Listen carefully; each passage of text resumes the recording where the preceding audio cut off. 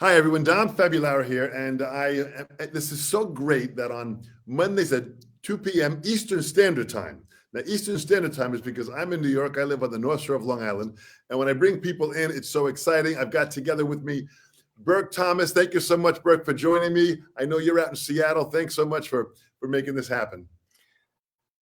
To be asked. I'm honored to be part of the Mapex family, and to connect with one of my drum heroes is something I never could have imagined. It's pretty crazy how you think about it, Burke. Now, but my gosh, you had heard me play several years ago. Was it at MI? Yeah. So I was a football player and a drummer in high school, and I decided to be a drummer. And the closest place that churned out rock stars was MI in Hollywood. So I figured I'd give that a shot. Didn't really work for me in a few different ways, but what I loved about it was you build up these live credits, and you're supposed to have a minimum amount. Yeah. And I just found myself just wanting to rock on stage all the time. And so I built up a year's worth of live credits in about 2 months. And then I took off and started playing more college football until later that I wanted to be, a pro drummer. And that just happened because of circumstance. But I was an audio engineer. I went to college, and I moved to Seattle. I didn't know anyone. And I joined like 7 bands just to meet people, and one of them got signed to Warner, and all of a sudden I'm a drummer. That way. But yeah, originally you were at MI and you did a performance and you spoke there, and I was blown away, and just your positive attitude and your energy, and you're just a A-list shredder, and I was just like, oh my God. And you signed a shirt for me, which is out of reach at this point, but I still have it. That is fantastic. I go back many years ago, meeting so many great young players, and having done this as long as I've done this, I can remember meeting Chad Smith, who before he took the Red Hot Chili Peppers audition, meeting him at MI. So there's been so many different connections that have happened through the course of the years. But it's interesting how you say you didn't necessarily focus on being a drummer. So when did you start playing drums in the early days? I got a drum. My grandpa was in my life for just about a year, and one of the things he got me was a snare drum. It was one of it was just a steel Premier snare drum, and he signed me up for lessons, and I never went, and it just sat in the corner. And then when I was in junior high, I saw a band play Wipeout, and I saw the way the crowd reacted, and how going back into class, they just kept talking about it, and there was like a buzz, and I was like, somehow I've got to do that, because that's what I want. I want to play in front of people, and I want there to be this electricity and this explosion of wow, what just happened. So, playing Beatles records on tennis rackets, jumping on your bed, and hearing things like Wipeout, and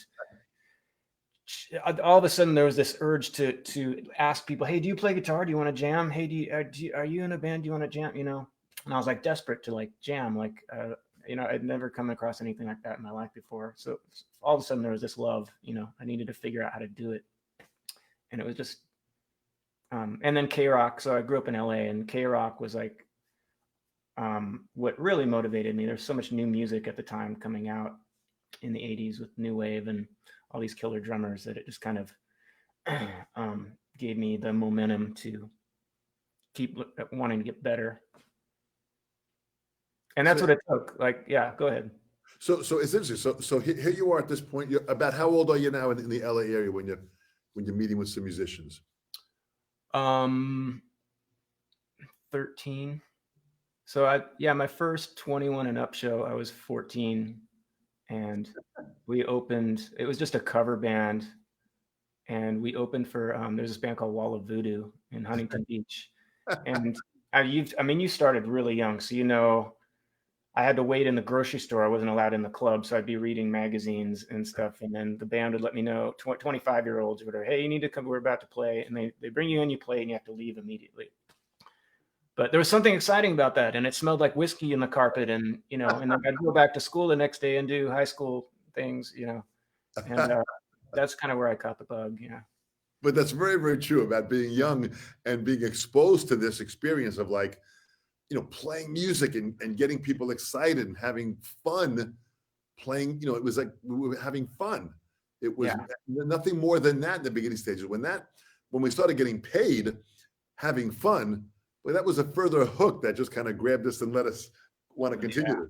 It's never about that. I never went back to class next day complaining, that I didn't get paid enough or whatever. But and then so I was playing with seniors, and the thing that really caught me was like once I really started to spend a lot of time listening to music and rocking every day, just hours and hours, and that's really when you get better, when you spend this concentrated amount of time.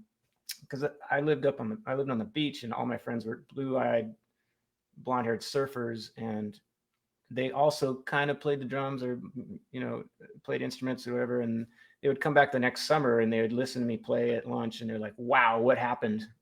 And I was just like, I just spent a lot of time doing it. And then I get like dudes from the other schools coming to the school saying, we hear this 14-year-old who knows how to play Tom Sawyer, like I was starting to join other bands from other schools. And that was exciting too. It's like, cause I was super shy. And so that's the way I met people. I couldn't talk, and my interests were limited. So you were listening to certain bands. So what, like Tom Sawyer? So you were into Rush at all? What was who was influencing you with that time? Rush came a little later. So K-Rock was like 80s new wave, Pretenders, U2, Simple Minds, Terry, Missing Persons just blew my mind. You don't hear those kind of drum licks on pop radio. It just doesn't. And somehow he was able to fit those fills into big hit songs. Absolutely. Boy, how deep was Bozio during that time, right? Yeah. Like I had to work my way back to Zappa to hear where those fills came from, and the odd meter and the displacement and stuff like that. But when you hear it in songs like Words, which is just 4/4, and then, but wow, what was that crazy thing going into the second chorus? Like you're not going to hear that from Talking Heads or, U2 or stuff like that. So it was crazy how they were mixed together, and I was able to grab from these different new wave bands. It was mainly new wave. I got into Rush later because I was at 15. I was working in a Wiener Schnitzel, and the manager, who I'd always clean at the end of the day, would crank Rush while we were mopping and stuff. And he was like, this is the best drummer you ever heard. You play drums, you don't know what you're talking about. This is the best drummer. And I was like, no, I got my Bosie. Here's some cassette tapes. You listen to this guy. And he gave me the Neil Peart cassette tapes. And we came back the next day and we're both like, wow. But then, then I got obsessed with Exit Stage Left, and, had to listen to the whole catalog, and I totally understood. Yeah. But it opened up a new portal. So you say you're self-taught. Okay. So you were doing this research on your own, researching these bands.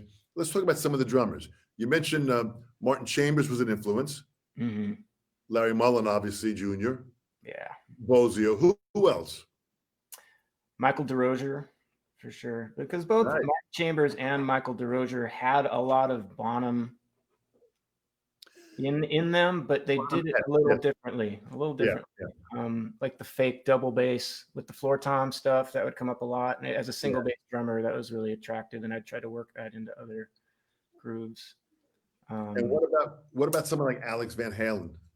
Oh yeah, I have his sticks around here. I heard an interview with him once where he said drums aren't an instrument, they're a weapon. And like that was not having the proper technique and not holding the sticks correctly, but just wanting to get this thing out of you. I totally gravitated to that kind of energy. And then further along in my career, that it was not the cool thing to do. You have to listen to the band. You're not the star, kind of came back in a couple situations, but that kind of energy. Yeah, definitely Alex, huge hero. And Dave Barbarossa from Bow Wow Wow. And Adam and the Ants, because like, how do these bands pull this off? It sounds like an army marching down a mountain, and they actually have two drummers, and just this Burundi beat and overdubbing toms, and it's just the tribal thing, it was also, it's like you get these simple pop new wave bands on K-Rock, and then you get this weird Bow Wow Wow, Adam and the Ants, and stuff like that. Just as a drummer, I don't think it would affect a guitarist the same way, but just this crushing stuff and stick clicks and dudes hitting their sticks next to each other and rim shots and things like that was really powerful. Well, there was a very creative sense at that time, and these guys still do it that way in the process. But there was one more that I think I had read, Phil Collins. Yeah.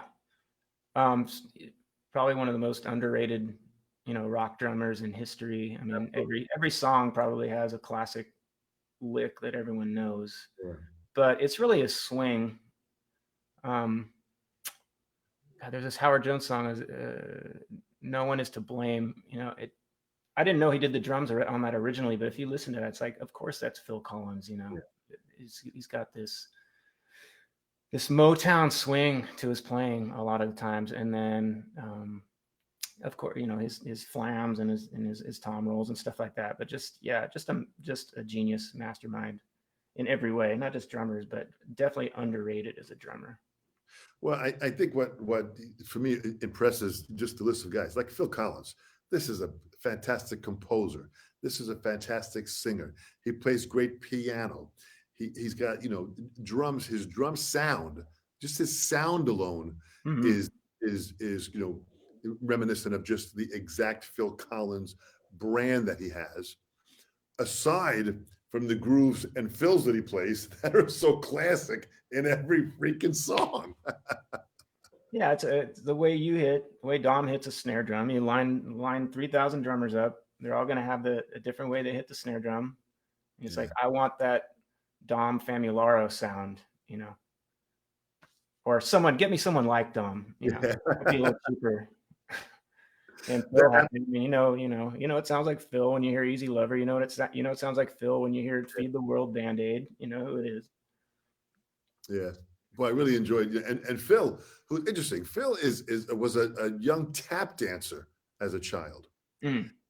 He tap danced, aside from being a young actor also as a child, but he tap danced. And there were many, many great drummers like Steve Gadd and Papa Joe Jones and so many great drummers, Louis Bellson, that were also tap dancers, Jack DeJohnette, Billy Joe Jones. These guys dancing seemed to be, specifically tap dancing, was a part of their lives that I really believe that was an ingredient that made them, like you said, they swung.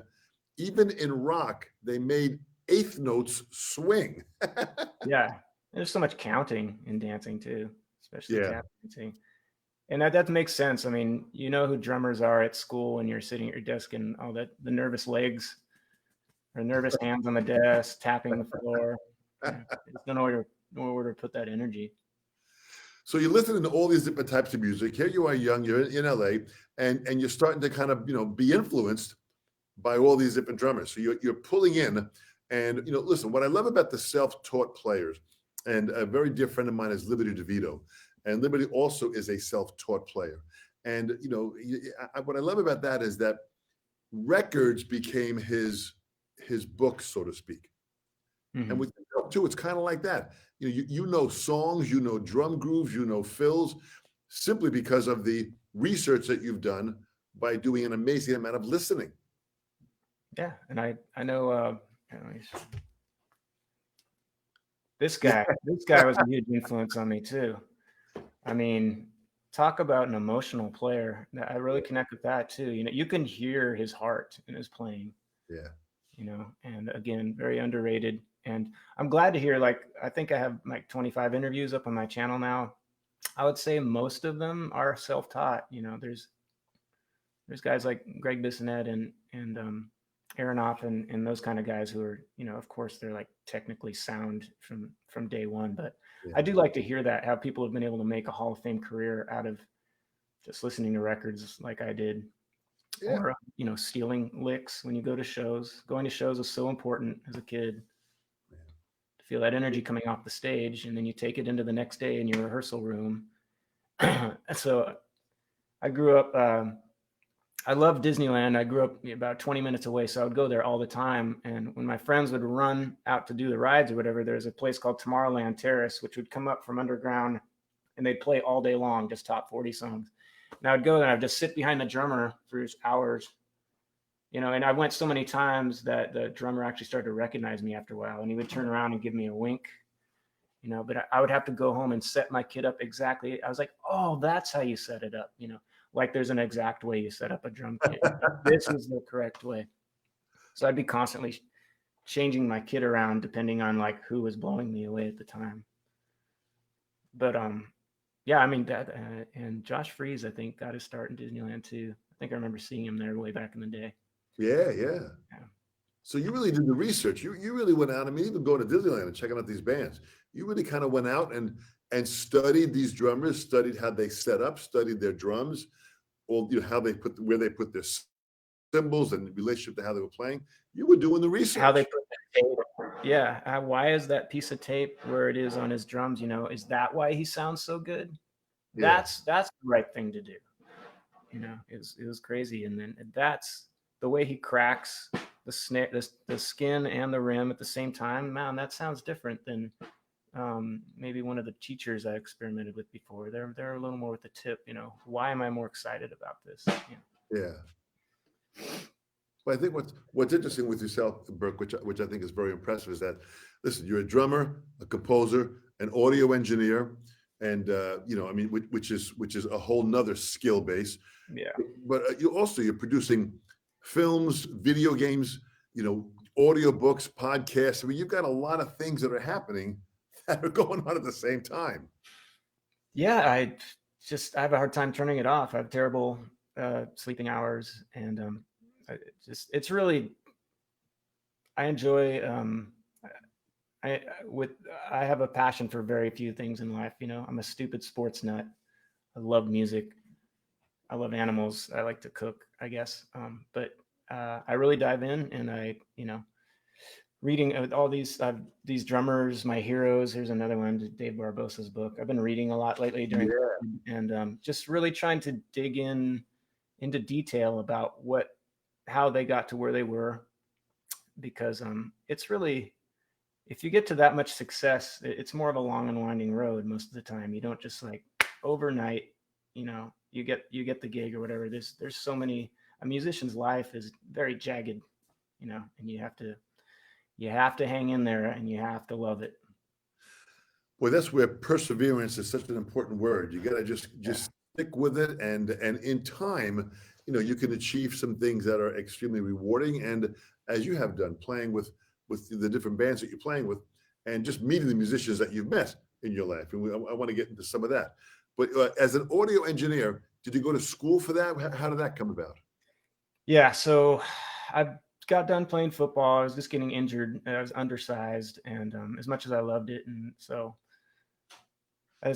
within 2 months, I dropped like 65 pounds, and I was like, now I'm gonna go to college and be an audio engineer. It was at Loyola Marymount, and didn't want to go to college, but they offered an audio engineering program, and it was good. It was a very small class, but the thing was, the students were assigned to go out and find acts around LA and bring them into the campus, and they were the projects, learning all the mics, setting up the signal flow, the room, dealing with the band personalities, all this stuff.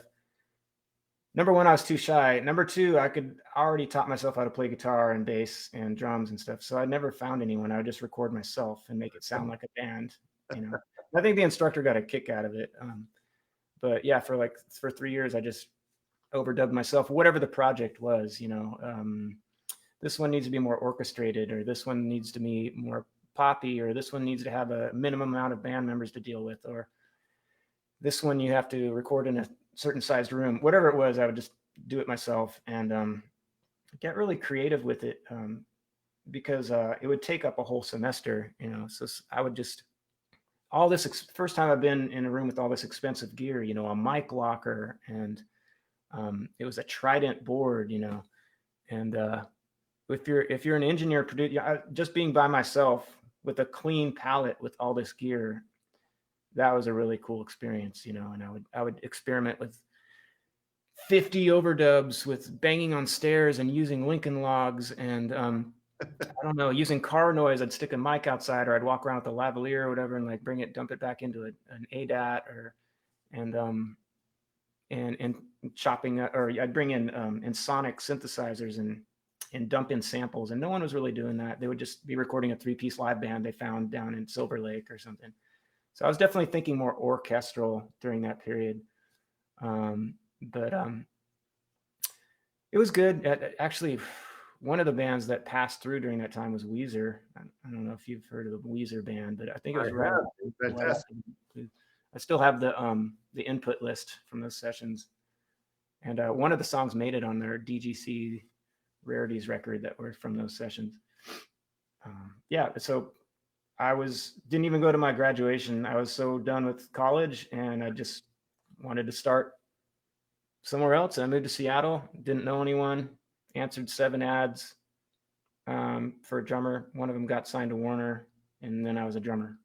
So you were in LA when you did the audio stuff, especially with Weezer stuff. Yeah. What about was it Rick Steves? Was he someone that you also? Yeah, well, that was 2007. So I did a lot of audio engineering when I wasn't touring, just from home. Yeah. And that's actually where I met my wife. She says it's earlier, which I'll take her word for it. But she was an audio engineer also. But 2007 was mixed with so many. I auditioned for The Offspring. I auditioned for Billy Howardell, Perfect Circle, and his new band. And then there was this Rick Steves project that a friend of a friend brought me in on. So I went to Rick Steves' studio in Edmonds, and I recorded him doing a narration for an Italy museum walkthrough. Jeez. So he would just be there with his producer, and I'm just recording him, Pro Tools, at a studio in Edmonds. And I went there for 2 weeks straight, and he would just, he's a genius. He'd just be rambling off all this amazing stuff about art and things to see in Italy and stuff like that. I basically just made sure I had the levels right, and, collected the paycheck, but that was really fun because I was a huge fan of the Rick Steves Christmas stuff and all that. So Yeah. he's a nice guy. So that was all in LA, and is that what and you met your wife in LA? We're both from LA. We met up here. She was working in a studio called Litho, and pretty famous studio up here. And that's when we ran into each other, but I don't remember meeting her there. I remember meeting her on this. We were brought in together to work on this audio project by a friend of ours, and we're basically just editing voices, rambling off names of people. It's just this monotonous audio job, just for some extra cash. And so I met her just through conversing about this particular project. And then I heard she played in a band called Magneto, and we had mutual friends. So I went to see her play. I had a band at the time called Priss, which was like a one-man band that I would get friends of mine to back me up when I played live. And then when I heard her band, I was like, oh, we should play shows together. And then she heard my CD and she was like, oh, she liked it. But it was something about her songwriting and her playing. It was this nice down-tempo 90s, very layered stuff. And when I heard she played all of the instruments, I was like, oh gosh, this is another level. So she played drums and guitar, and she did all the instruments. Well, what a talented girl. Tell me a little about her. She went to engineering school. From the Philippines, went to Eagle Rock. I moved to Eagle Rock. And then I think she went to some engineering school. She loved to do that, and she wrote songs always, self-taught. Now she's an audio specialist besides being a musician songwriter, and she's just kind of a heavy hitter. She, she's not, like I said, she's not in the, she's not listed. People just know her. She's worked in some giant sports stadiums and Paul Allen's yacht in Florida, and she's never not able to work. She can tear apart and put together any board in any studio blindfolded, and write really killer hooks and pop songs. What a brilliant mind that takes to have all that, that just, that to me is brilliance. When you can be on both sides and be in the creative process to write, play all the parts, and then record that and be able to, that really is a phenomenal combination that you both have now that, probably allows you to work very well together. No, we did not work well together. No, we tried that. We had a band called Mega Sapien. I mean, it's not done, but I was very, when I got together with her so I had Priss and she had Magneto. And then finally I said, you need to fire everyone in your band and join the band with me. And like the next day she called me and said, okay, I did it. Now what? So we formed the Mega Sapien band, and we recorded some stuff up here. Then we moved down to LA 2008, 2009, which is a terrible place, the terrible time in history to try to move anywhere and make any money. Yeah. But that was okay. And then we moved back, and I was just way too driven. I had, we got a lot of stuff done. We got in several magazines, and we got a little bit of a buzz down in LA, and we were playing all the cool places to play and stuff. But I was just too. We have different paces to how we do things, and I always love playing with her. I always love writing with her, but it's not the perfect musical fit, really.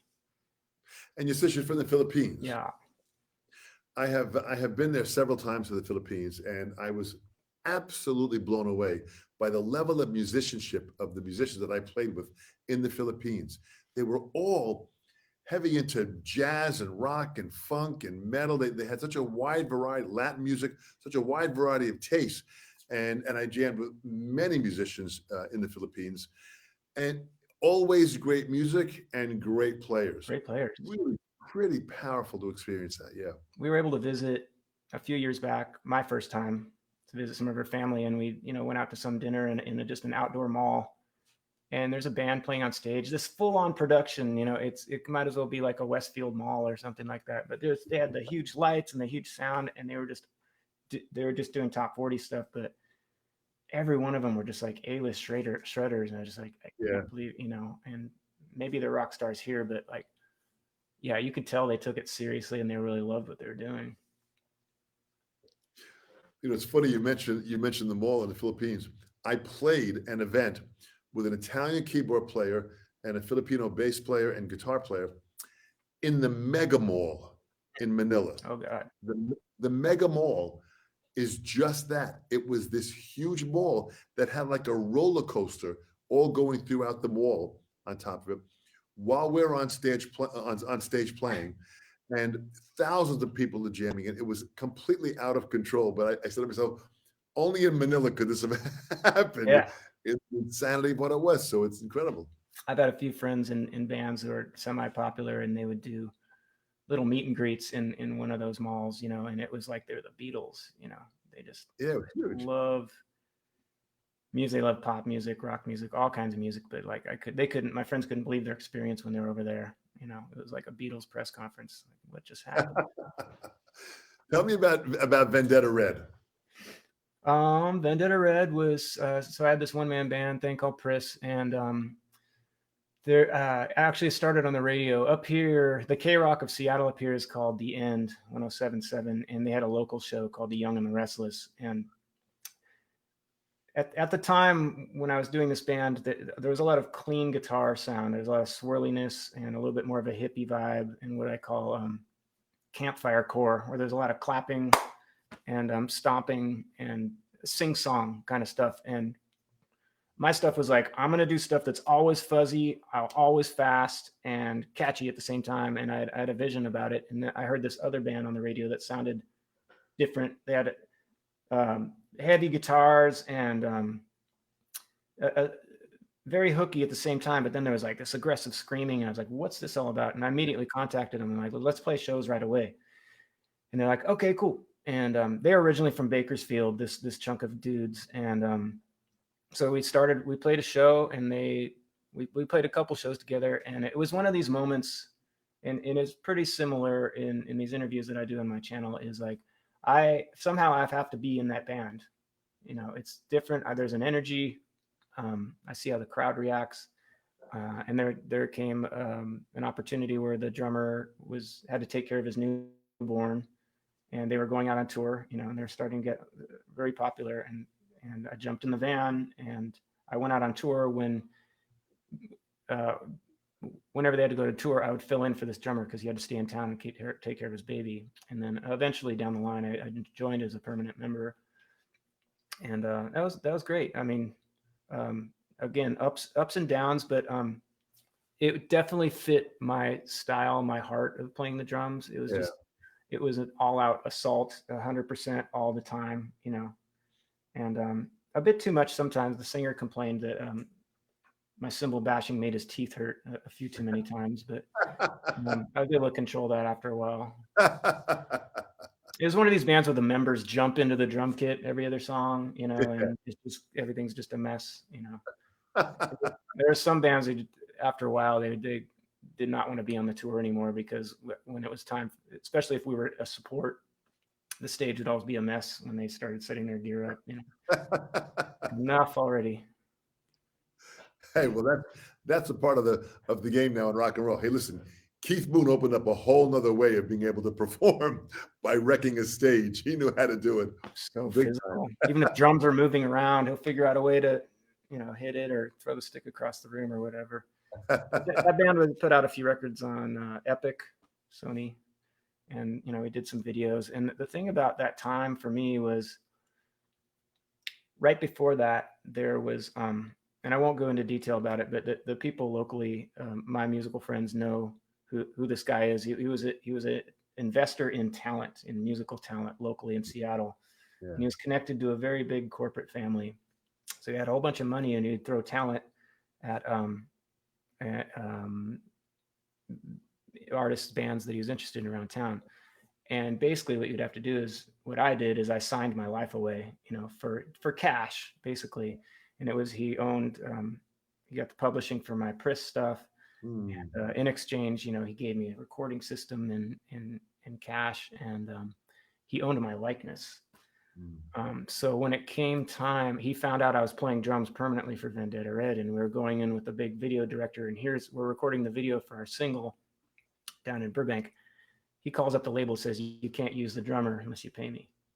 And this was like the morning of the video shoot. So there was this big hullabaloo. The lawyer is like, "No, we got to use a different drummer." And, and our singer was like, "No, our drummer's not going anywhere." And this big, so it was like Sony versus this other Coca-Cola in keeping me in the band. It was crazy, but yeah, that was a tough lesson because I wasn't able to do any interviews. If you look at the videos, you really just see shadows of me, or you just see my hands moving. It's pretty heavy to be on the road and having to perform perfectly every night, the best I can, and to be like cut out of everything. And it was my own fault. But when you're a struggling musician, and that kind of attention and money is thrown at you, you're like, yeah, I'll take it, because this chance might not come around again. But it definitely came back to haunt me. But it's gone now. Has that's been resolved? Yeah, I actually pulled a deal several years ago where he found some other superstar in Kentucky, and he wanted me to produce him. And I said, "Okay, I'll do that if you cut me out of our deal." And he actually agreed to it because he was so in love with this kid. And so that's basically how that happened. And I don't know how dark I want to get, but he ended up taking his life just like a year after that. How sad. But this is not just the music industry. This is any big industry that we get involved with. This happens with these kind of people. But that's interesting that you talk about that and that's why a dear friend of mine, Paul Quinn, who's a phenomenal entertainment lawyer based out of the Florida area, we have these discussions all the time that, you're sitting down with a lawyer and looking at a contract and looking at the deal and being able to maintain control over what you do. It's really a fine balance in that and how to negotiate. So when you walk away from something, hopefully you've made some money from it and still maintain some control over what you've done. Yeah, I was just dumb and desperate. And, but I was still, even during those dark Vendetta Red times, I still had a blast, and I met so many people, and I got to travel, and that's all I really wanted to do at that time, is like be in a van and play rock shows every night and eat gas station food. And it was right up my alley. How fantastic. So was it around this time? I mean, you jammed with some incredible musicians and some incredible members of bands. We talked about Robert Fisher of Heart, who's just a phenomenal musician. Smashing Pumpkins, The Offspring. Just talk about some of the bands you've jammed with some of the members. I'll do Roger Fisher in a little bit. So Smashing Pumpkins to Offspring was a few weeks of auditions back in 2007. And that actually came from a rep from my Vendetta Red A&R guy who notified me they were looking for somebody at that point. So I flew down from Seattle down to Orange County, which is where I grew up. And first there's usually in like high profile bands, there's stages to auditions, you know, usually you like send in a video and then you play for their manager or you go down there and they video you. And then usually around stage 4 or 5, you're actually in the room with the guys. And so I got to that point, stage 4 or 5, you know, and I kept flying down. And it was great. You always think about like, man, I must have missed one little, because I guess I made it down to the final 2 out of however many hundreds. But you always obsess about that, you know. If I haven't been to Dom's class of positivity, you obsess about what was I must have missed one little thing after the second course, but you know, what was it, you know? And it could not, maybe they just wanted a different hairstyle, you know, which wasn't the case, you know. They're great guys, but it could be anything. And then yeah. And then the Billy Howardell one happened December that year. Again, see what I talked to on my channel, and I have a school here too. When I talk to the kids who are serious about playing music, I was talking about having a good attitude, and that even in failure or disappointment, you can always make connections. Because I was doing a festival in Australia, the Soundwave Festival, just a few years ago, and I didn't have a drum tech, and I've still maintained the connection with the Offspring manager, and they were playing the festival, and I just reached out to him like, hey, do you mind if we share a drum tech? And he's like, yeah, man, no problem. You're awesome. You know, still just, and people hear about other stuff, and he was instrumental in getting me in the Smashing Pumpkins room to audition for that, and on it goes, you know. So you can't just like, you know, hate the world and cut everything off, and it's never going to happen, you know. As long as you have a good attitude and, you know, keep driving towards that thing that you love, you never know who you're going to meet. And you know that, even business, it's who you meet. Absolutely. But this is so great that you talk about that, because this is really an important part of success, you know, to be focused on success, whatever that means to you. That's success. Here you are networking, making, you know, contacts with people because of your healthy attitude and how you see things, and, you know, and being a good person. You're meeting people and you're connecting globally. I mean, this really is a huge lesson for people to understand. At least be a good person when you're like this. If you're a bad person, keep it out of the room. When it's time to be a professional, be a good person, you know. Well, that's really what professionalism is. You know, I always say that, you know, having that most positive, healthy attitude in the profession of what you do. Listen, I don't want to walk into a surgery and my doctor walks in complaining about his divorce and how upset he is with his mortgage payment, and he's in a real pissed off mood. I don't want this guy cutting me open. So the professionalism, if they walk in and you have no idea what's going on in their life, that's what a professional does. They do their job and they do it at the highest level all the time, which is what you deliver in each performance. You give 100% every time, which is huge, which is fantastic. Try to, yeah. And then Roger Fisher. So that's when the accident happened. We were preparing for a tour for that, and that was last year up here in Washington area. But yeah, definitely a genius, very unique player, you know, very specific way he wanted to construct the band. And again, another one of those situations where it's like I'm getting the Magic Man lead guitar cue in my in-ears right now, you know, where I flash back to when I was a kid and playing football or in the gym or something, and I'd just like be obsessing over Heart's Greatest Hits, and I was a DeRozier fan, and here it is. It's like now I'm doing the beat, you know, which is really cool. And I was really excited about that, and it all got cut short. But and Michael is still their manager, the Magic Man. Yeah. Michael Fisher. Yeah. Well, I want you to talk about the accident, because you put together Drum Recovery Network, which I want to get into in a second. So just talk about the accident and what went down, and how Drum Recovery Network on your YouTube channel came out of that. So we just had a really long snowstorm up here, and I don't live in Seattle. I live outside in the mountains. Yeah. So there was switchbacks and the roads were iced over, and we were preparing for this tour, and I was coming back about 2 a.m.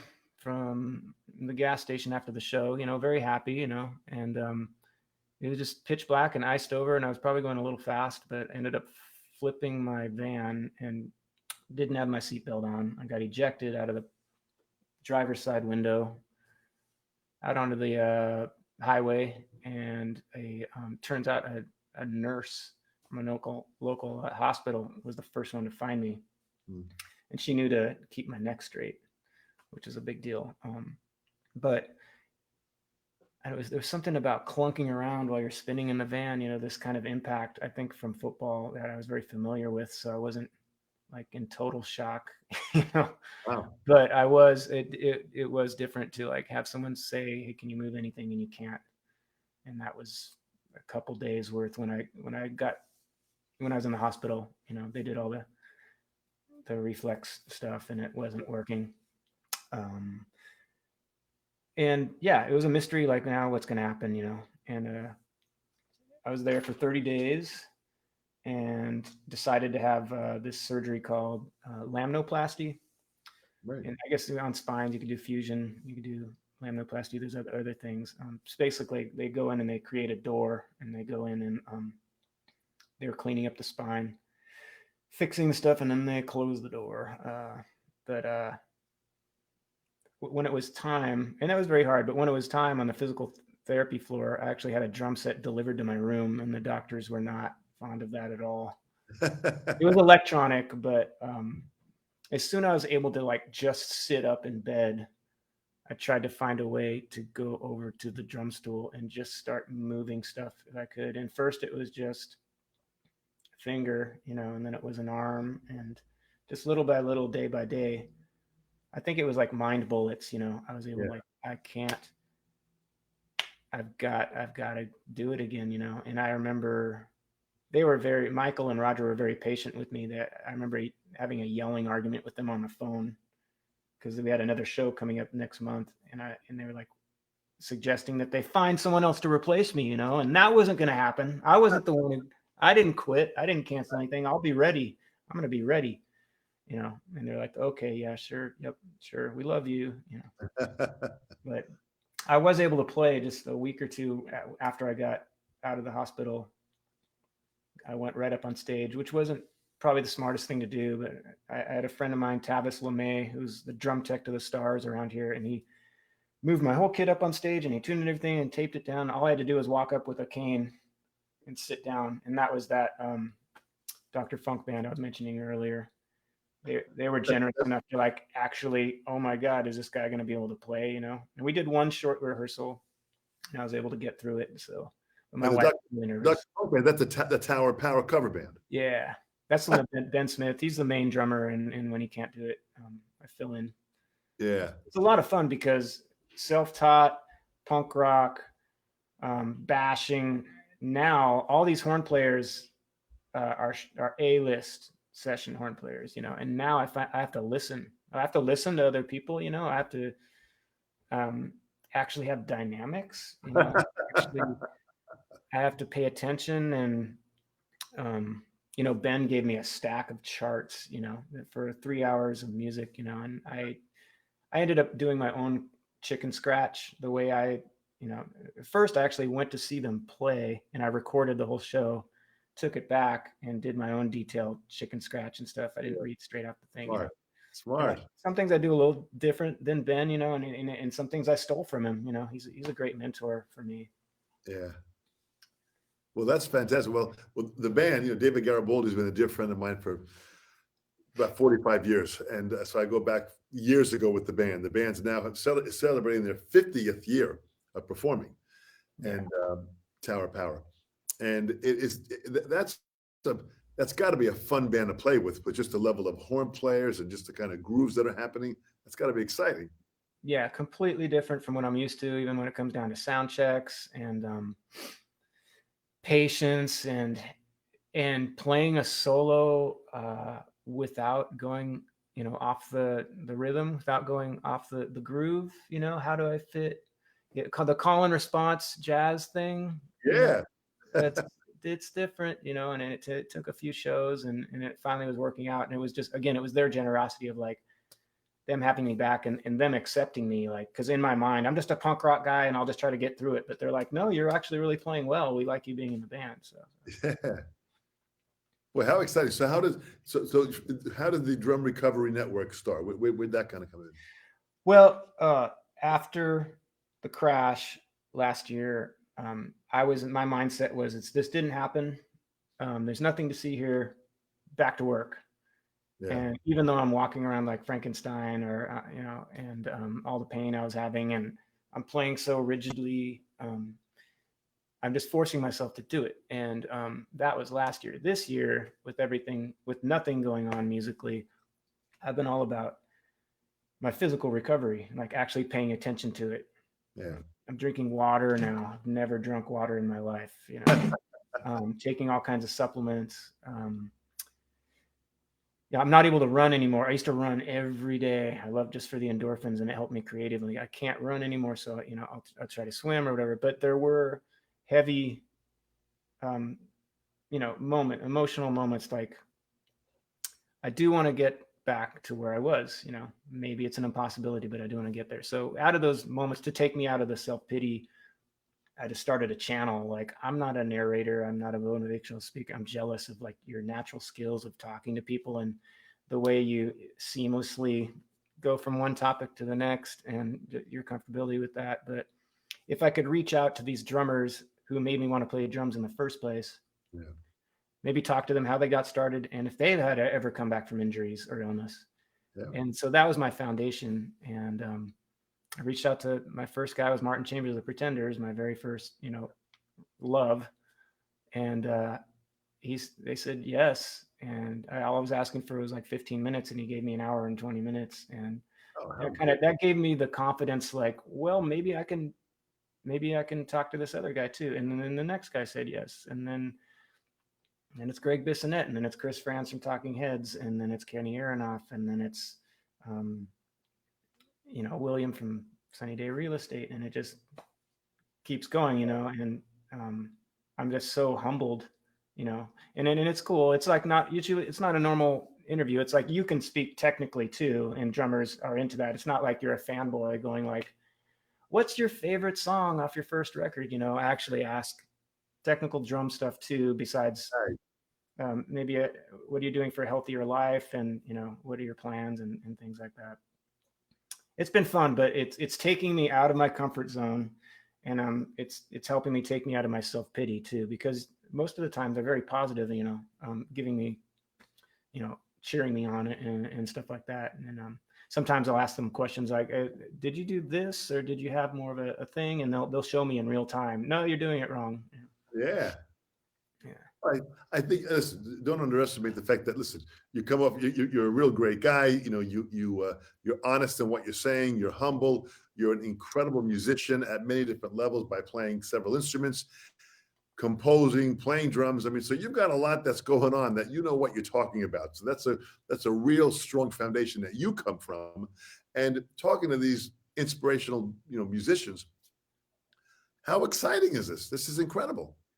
It is, and it's not like, I mean, I go into things. These are handpicked. It's not like I'm just gonna reach out to Nico McBrain, even though I never listened to those records when I was a kid. Or these are all dudes who I was obsessed over, and either stole things from, or wore out their records, because I taught myself listening to vinyl, and many times they had skips, so I would memorize the skips. Like, specifically, I remember there was a skip in "Call Me" by Blondie, and I'd memorize that, so I got deep into it. So if these people are alive still, and I get to talk to them about, specifically at the Santa Monica Civic Auditorium, when you came out for your encore, and it sounded like you were doing this with your floor tom, and I can get really deep in there, and a lot of times they're blown away. But all right, weirdo, easy. But usually they're very kind. But you've done some massive research, but you also have Loud House. Talk about Loud House now. With Loud House now, you're taking this information that you learned, and now you're sharing it with students. This is huge. Yeah, and I never really, in my career, I've never really taught before. I got a teaching job, and I was house band director at the other really big corporation music school that's around, and it ended up not working out in the end. And I just wanted to start my own thing. Since I had the confidence to teach a room full of kids, and bring my experience into it. Yeah. So most of the kids are very young, but it's several different instruments. It's mainly drummers, but my youngest is at 6, and it goes up to about 18. Wow. It's mainly by ear, and it's what do you love now, and working your way back towards theory stuff. Because what I've learned at working at that other big place is 80% of the kids who walk in don't even like music to begin with. They got a guitar for Christmas. Their parents make an appointment, and it's a waste of everyone's time. But everyone who comes here, it's usually, I don't really advertise, so it's word of mouth through moms and PTAs, and maybe some parents from the last place I was, and friends talk to friends, and sometimes I have groups of kids. We play shows out. I book shows for venues around Seattle, so we have our own Loud House shows that are kind of showcase, and we work up a set, maybe 3 or 4 songs per kid. I do have several siblings who like to play together too. And it's basically playing cover songs when we play out, but learning those fundamentals inside of Jump by Van Halen. Like, there's practical things that are happening in there that you should be playing every day. It's not just the song happens magically. So that's what it is. It's the love of music, working back to the theory, and sneaking in the fundamental stuff. So I would ask you, so I have this thing called the drummer's tool belt for very young people, and it's just talking about warming up properly, hitting the drum in a certain spot, 16th note and paradiddles and flams and triplets, and working your way around the kit, shuffle versus straight, 4 on the floor, 8 on the floor, disco beat, just these practical things that I have and I have these I have these coins that I give out, and they all have different themes. Oh, look at this. This one's called Grooves Level 1, and they have a chain, and they collect these coins. What a great idea. Let's see. Different colors, Yeah, cool. There's this one's for vocalists. This one's harmonies level 1, grooves level 1. There's drum fills, the 2/8 notes and a quarter, naughty boy, and then there's grasshopper, and I give up things different names, around the world, and stuff like that they can connect with and remember a little easier than just going on to Groove Scribe and printing out notation and stuff like that. So it's for very young, and it's for the very young who love music, basically. Well, I think it's fantastic. Now, with COVID the way it is, of course, your touring has stopped and a lot of stuff has stopped. But you're doing some teaching, and you're doing some online, and also there are also those that are coming to your studio there, right? Slowly but surely, they're coming back. There was a real slow period a few months ago, and mainly Zoom, Skype, which has worked out. I mean, there's always technical stuff. It's hard to reach through the screen and like, stop horse, stop with the horseplay, like, calm down, because there's a lot of life stuff going on in the background, that you can't control if they're physically here to get them to focus. But it's a mix right now between the online and physical. Yeah. But it helps me maintain the cleanliness of my workplace a lot better if they can come here. I love the way the way you phrase that. It was beautiful. Talk about Mapex drums. Mapex is an incredible company that I've been with for a zillion years. When did you first start out with Mapex, and what Mapex drums are you using? You have a Saturn kit there. What are you playing? I got the black Saturn. It is I bought it as a well, first of all, God bless Joe Hibbs. He was the one who set me up. It was after my first Duff McKagan's Loaded tour. We went out with Motorhead in Germany and stuff, and I came back, and actually went to NAMM, and I was like, kind of reaching out, like, hey, there's a bunch of kind of high profile tours coming up, and I was reaching out to drum companies to see if anyone was interested, and some got back to me, and it was really Joe was extra friendly and extra aggressive, and we can take care of you. We'd love to do it. Yeah. And especially before I was actually signed, they would actually set me up with, loaner kits, even overseas, that they're like, hey, we'll help you out. There'll be a kit waiting for you or whatever. So I was like, I am all in. So yeah, it's black on black, Saturn kit. I haven't changed. I got it in 2012.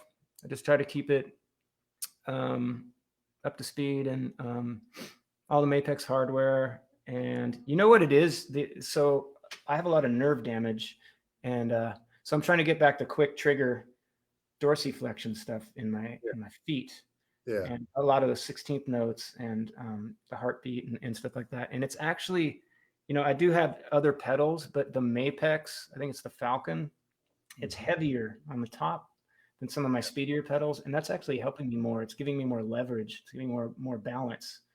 So very thankful for the Mapex pedal that I'm using these days. Is that the Falcon pedal that you have? Yeah.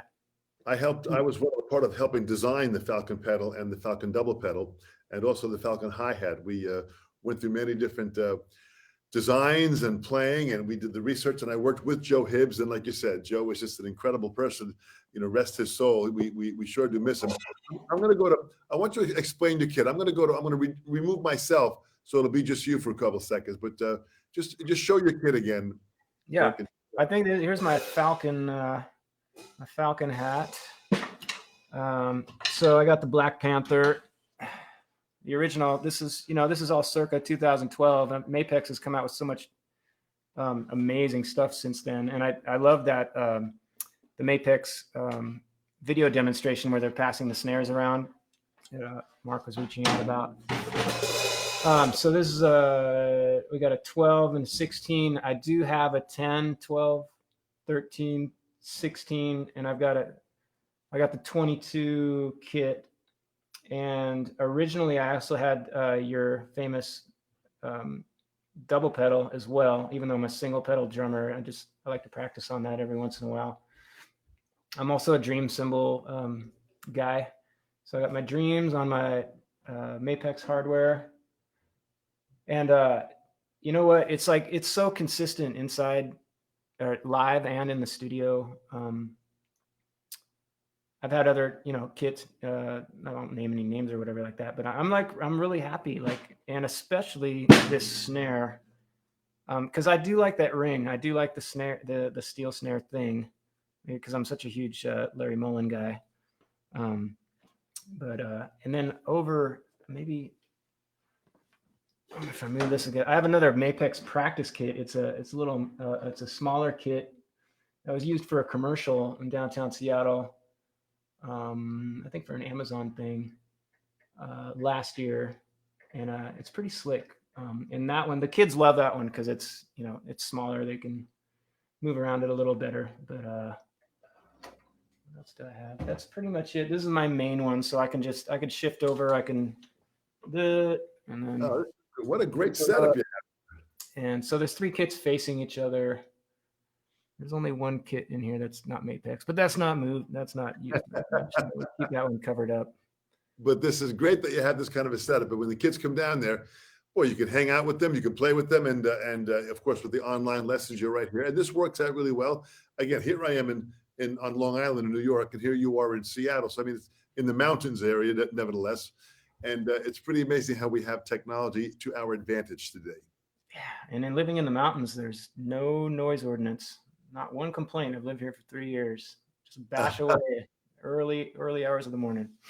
Good for you, man. Good for you. Well, where I am, we have no noise ordinance, but I went and I built a studio 24 by 22 feet out of cement. So I basically built a bunker. So when I'm in here, it is, balls to the wall, man. It really is great in here and playing that way too. So that's fantastic. Well, I'll tell you, Burke, you have been a pleasure to talk to, get to know him, man. This has been some great stuff. Do you have a website? How can they track you down? I know Drum Recovery Network is on your YouTube channel. Yeah, Drum Recovery Network on YouTube. You'll see all the interviews lined up there.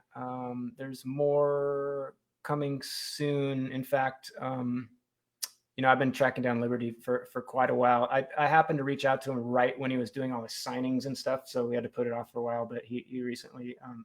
I recently connected with him, so hopefully that one will be coming up soon, and some other ones. I never like to announce them until I've actually have an appointment or at least done it. At Drum Recovery Network, and then BurkeThomasOverdrive.com. loudhouserocks.com. Both of those go to the same website. One is for the school and one is for my drummer bio or my business card or whatever. Nice. And then it's also Facebook and Instagram, Loudhouse, Burke Thomas Overdrive. Those are there too. I usually try to post mostly musical things. I don't post a lot other than that. Fantastic. Well, you make sure to talk to Libby. Tell him I said hello. Libby's a dear friend. I talk to him all the time. You've had some really interesting people here. You've had John Owens from North Carolina. Mike Skinner is here. Arthur is from Ufa, Russia. He's joined us here. Whoa. So we've got from Mike. We had someone here from Mike Skinner's from South Wales. I mean, this. You've got a pretty wide reach from just this interview right now. So this is fantastic to see everyone. That Mark Bennett joined us. Bob Terry's here, another fantastic player. And it was great to see. It was great to see these guys at the Mapex Summit. Last year, you were very friendly, and especially you and Paul really helped me out last year when I was going through some music publishing stuff. And both of you were very gracious to spend your time to help me out with that. Anyway, you've got my number. Anyway, I can help out, and we can get a hold of Paul Quintumia, whatever you need me. I want you just a phone call away. And we even have Chris Weber, who joined us from Western Australia. So, I mean, it just doesn't get any deeper than that. I believe he's in the Perth area, I'm sure. But, I mean, that's fantastic to see everyone that's joined along Perth. here. I think Perth during Soundwave, I was able to hold a wombat. Sure. How beautiful. Great memories of childhood. Well, Burke, thank you so much on behalf of Mapex. We do this each Monday, and it's so great to have you here. This will be then aired and played on the YouTube channel, so people can watch this on Mapex Drums USA Facebook page and on the YouTube channel. Join us, be a part of it. Burke, thank you so much. Safe travels, stay well, stay healthy. My best to your wife, Leanne, so keep it going. Thanks again, Dom, and thanks for inspiring me way back when I was super young. You're an amazing drummer, not just a master motivational speaker. Like I'm really inspired by your playing. I want to make sure that's first and foremost. You're a master drummer. Besides, being besides finding this cool niche you have, which is very unique. So thank you very much.